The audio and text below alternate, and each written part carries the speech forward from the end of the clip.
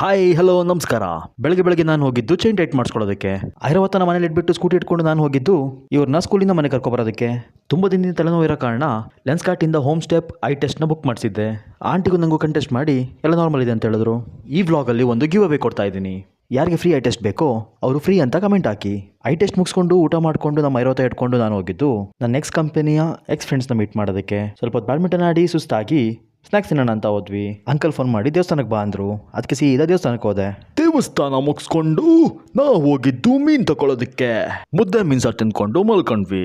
ಬತ್ತಕ್ಕ ಬನ್ನಿ ನೆಕ್ಸ್ಟ್ ದಿನದ ವ್ಲಾಗ್ನು ಇದೇ ವ್ಲಾಗಲ್ಲಿ ಕಂಟಿನ್ಯೂ ಮಾಡ್ತಾ ಇದ್ದೀನಿ. ಹಾಯ್ ಹಲೋ ನಮಸ್ಕಾರ, ಹೇಗಿದ್ದಾರಾ ಫ್ರೆಂಡ್ಸ್?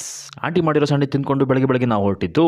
ಅಷ್ಟಕ್ಕೂ ನಾವು ಹೋಗಿದ್ದಾದ್ರೂ ಎಲ್ಗೆ? ನಮ್ಮ ಕರುನಾಡಿಂದ ನಾವು ಹೋಗ್ತಾ ಇರೋದು ತಮಿಳ್ನಾಡುಗೆ. ವೀಕೆಂಡ್ ಬಂದು ಸಾಕು ತೋರ್ ಮನೆಗೆ ಹೋದಂಗೆ ತಮಿಳ್ನಾಡಿಗೆ ಹೋಗಿ ಬರ್ತಾ ಇದೀವಿ. ಏನಕ್ಕೆ ಹೋಗ್ತಾ ಇದೀವಿ ಅಂತ ಆಮೇಲೆ ಹೇಳ್ತೀನಿ. ಅಷ್ಟಕ್ಕೂ ನಾವು ಊಟ ಮಾಡಿದ್ದಾದ್ರೂ ಎಲ್ಲಿ? KFC ಅಲ್ಲ, ಸ್ಟಾರ್ ಬಿರಿಯಾನಿ.